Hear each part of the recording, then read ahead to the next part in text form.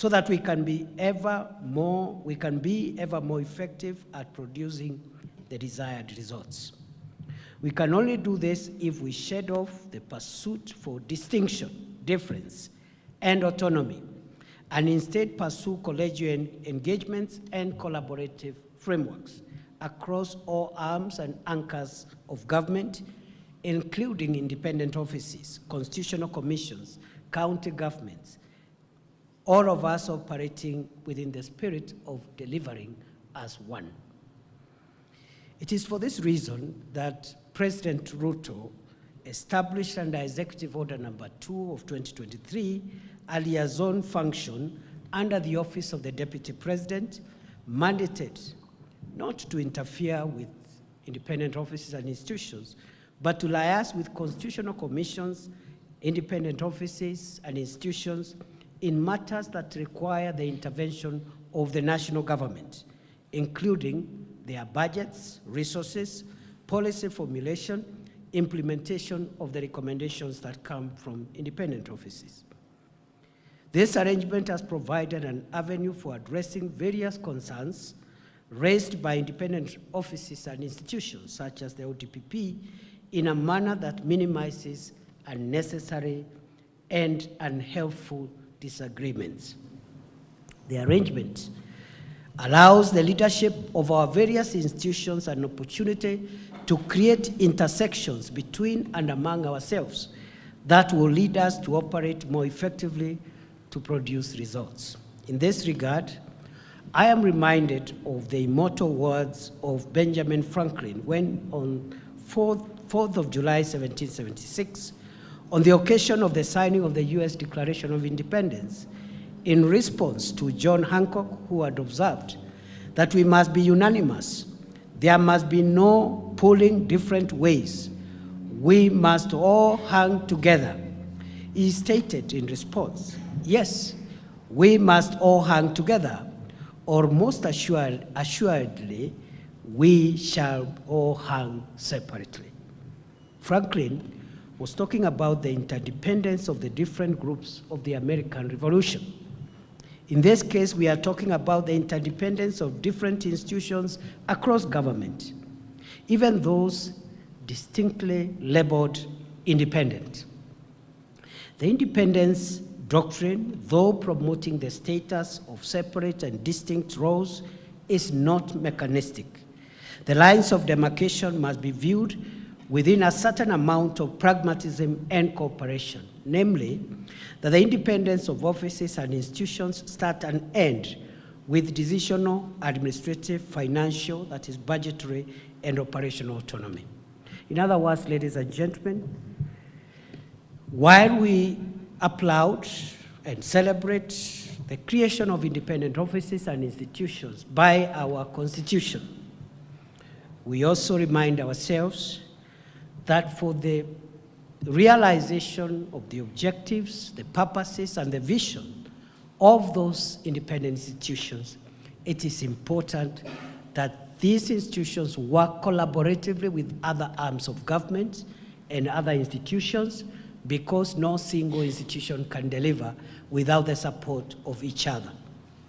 The judiciary, for example, is independent. The ODPP is an independent office, and so many others. But they require other arms of government, as just exemplified this morning by the Director of Public Prosecutions, that he has had the support, for example, of the colleagues in Parliament, in the National Assembly, to pass his budget. So unless you build a collaborative, cooperative, friendly relationship with other arms of government, your independence will enter into headwinds. And therefore we say that independent institutions and offices are independent in 4 aspects. First, decisional independence, that you have the independence to make decisions without interference from any authority or quarters. The decisions you make on who to prosecute, which prosecution to terminate, those ones, nobody should, and no institution or should interfere with that decisional independence. Secondly, administrative independence, whereby ODPP as an independent institution must run its programs and projects administratively under the chain of command that is established. Thirdly, financial and budgetary independence. The moment you receive your resources, how you spend them, nobody should interfere with that. And finally, operational autonomy, that your operations must be independent from interference from any other quarter. Beyond that, the rest of the ground calls for interdependence, collaboration, cooperation with other arms of government so that you can deliver on your mission. I am therefore here today, ladies and gentlemen, to play my part in recognizing the intersection between the ODPP and the executive in delivering on the common agenda. I am here to support and endorse this strategic plan by the ODPP and commit to the government's full support of its implementation. The executive is committed to providing resources, finances allowing, to ensure that we not only enhance but also safeguard the independence and interdependence of the offices and institutions. President Ruto has been steadfast in his emphasis that he will not interfere with the functions of independent offices, but he encourages a whole-of-government approach with the criminal justice system. Just again for emphasis, we have three arms of government: the executive, the legislature, the judiciary, but they are arms of one government. There is one government of the Republic of Kenya with three arms, and therefore the independence of our institutions should be seen within the spirit of interconnectedness, subject to the 4 areas of autonomy which I have already outlined. I congratulate the ODPP for its commitment to the national values and principles of governance that are distinctly captured in the plan. Our transformative constitution is the bedrock of this enterprise, entrenching the principles of transparency and accountability in a robust manner and requiring that public participation and open government is secured. Stephen Breyer, Associate Judge of the U.S. Supreme Court Judge, speaking at a seminar on the legal profession and public service, observed that the legal profession today, where the ODPP and the team falls,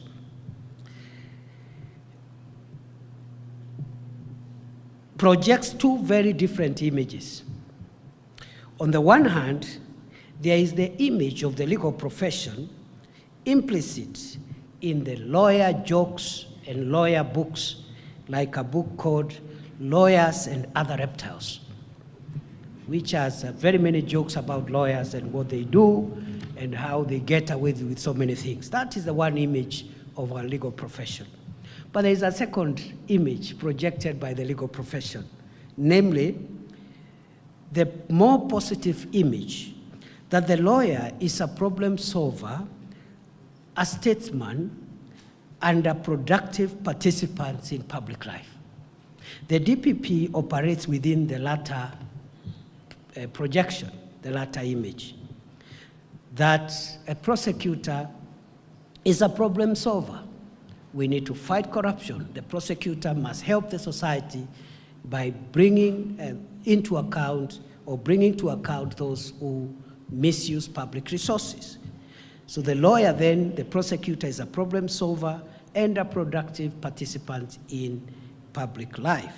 As an essential agent of the administration of criminal justice, the prosecutor's role is one of great responsibility.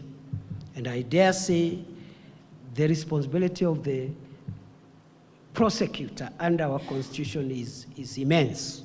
It's tremendous.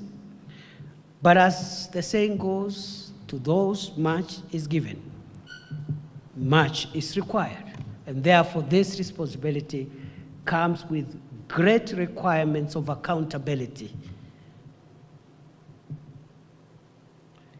In most systems, the core functions of the prosecutor is the making of the decision to prosecute and also representing the prosecution in court. In other jurisdictions, The prosecutor investigates crime and supervises investigators' compliance with procedural rules.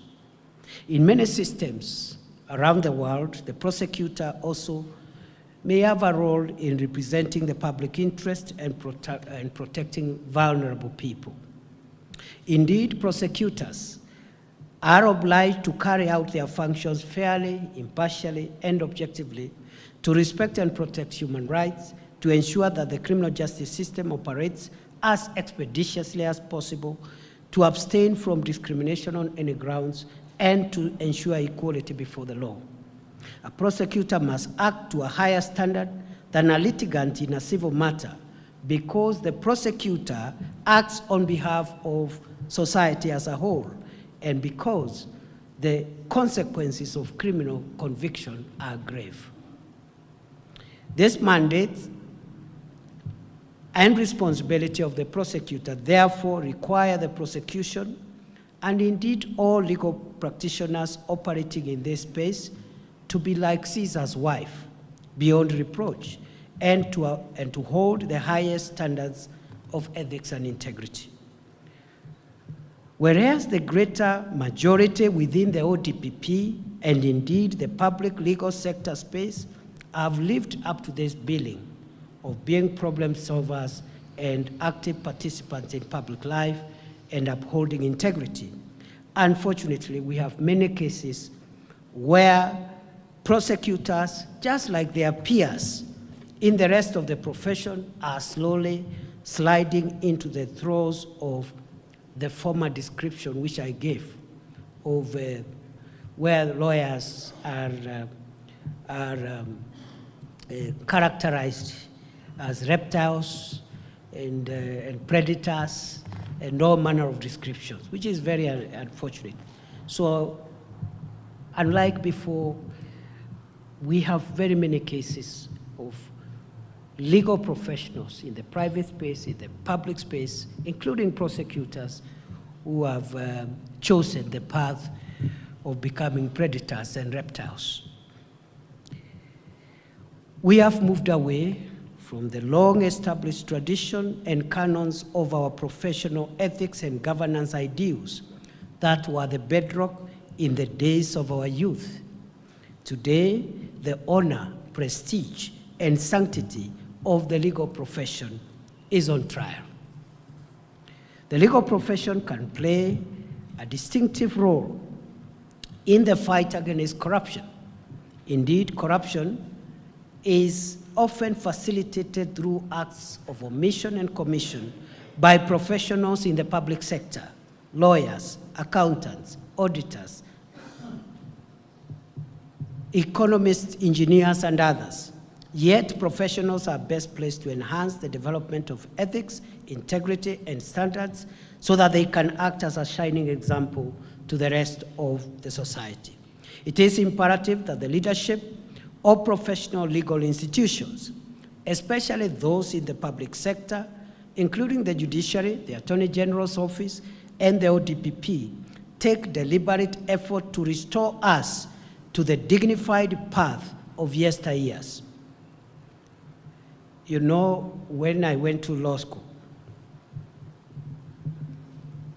30 years ago, they told us that initially lawyers never used to ask for any fees or any compensation. They used to serve society, and they would wear a robe and pass through the marketplace as they go to work. And the small pocket you see behind the robe is where people who were happy with the services they were rendering would drop tokens. Some token would be dropped there, and you would not even look back to see what is being dropped there. And that's how they used to earn their living at the beginning. Not today, of course, isn't it? So you need to help us, ODPP and the team, to restore our profession to the glory of yesteryears. I commit to playing my part in this regard, not only as a member of this profession myself, but also as a steward of the ongoing deliberations between the three arms of government on the anti-corruption and good governance tenets to guide our common future as a modern, prosperous, democratic nation. What His Excellency the President has done is to encourage the three arms of government to reach out to each other on areas where we require convergence without interfering with any independent institution. We must find ways of the entire government facilitating, each arm facilitating the other to realize its vision. Parliament playing its role, the executive playing its role, the judiciary helping us by not also dragging government programs, and that discussion is ongoing and is making a lot of progress so that instead of, for example, of a case that is a public interest matter involving huge government programs and investments of public funds being delayed for 10, 20 years, we are asking the judiciary that we do not require a favorable judgment. Let the judgment be on merit, but please let the judgment be made fast enough so that we can decide whether to free the resources to other programs or not, other than holding it back in endless injunctions, conservatory orders, and other things until it is disposed of 20 years after the fact. There is need for continued collaboration, not just between the various criminal justice sector actors, but also between other stakeholders, including external and non-governmental partners, some of whom I am happy to see present here today. It is only through such cooperation that we can maximize on our individual limited resources. Mr. DPP and your team, let me congratulate you once again for this achievement. Real work begins now with the implementation of the plan. We look forward to the continued transformative interventions as championed under the tenures of the previous DPPs, or as may be subsequently enhanced or upgraded under your leadership into the future. We look upon you to provide the necessary leadership and the translation of this vision into reality. Today, therefore, is a mark of continuity as it is a mark of change. I wish you every success.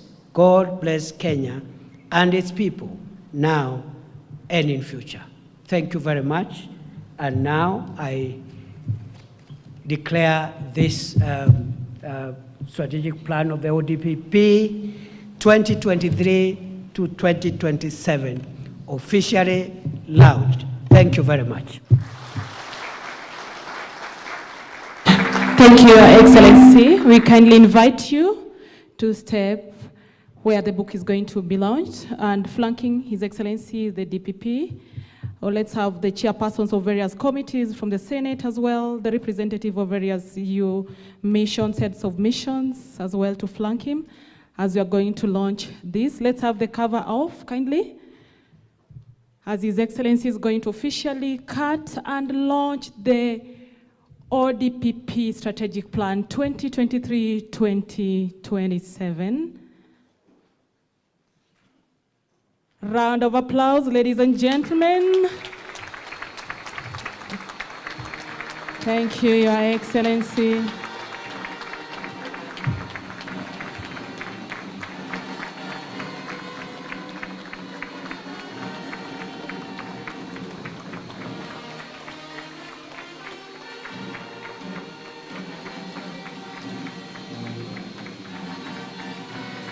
That is the ODPP Strategic Plan 2023-2027. Let's all of us have our books with us so that we just pause for a photo session there. Let's have the books that were placed on our seats. The people flanking His Excellency the Deputy President, we were having our books with us. Let's have His Excellency also have his book so that we stand there with our books that has been officially launched.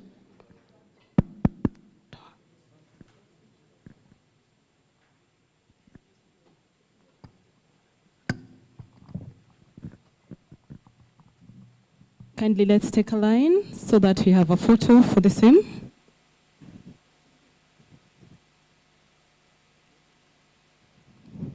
With the books, kindly. Heads of delegation, representatives of the nations.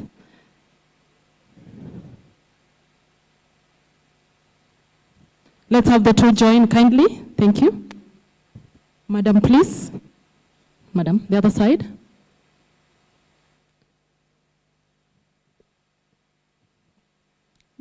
Thereafter, we are going to be led into the national anthem as we conclude the ceremony. We'll request after the photo session that the rest of us, we take our position. We allow His Excellency to receive the national anthem. Thank you so much. Let's allow His Excellency to remain on the podium to receive the national anthem. The Kenya Prison Service Band, in a moment. If you're ready, the national anthem.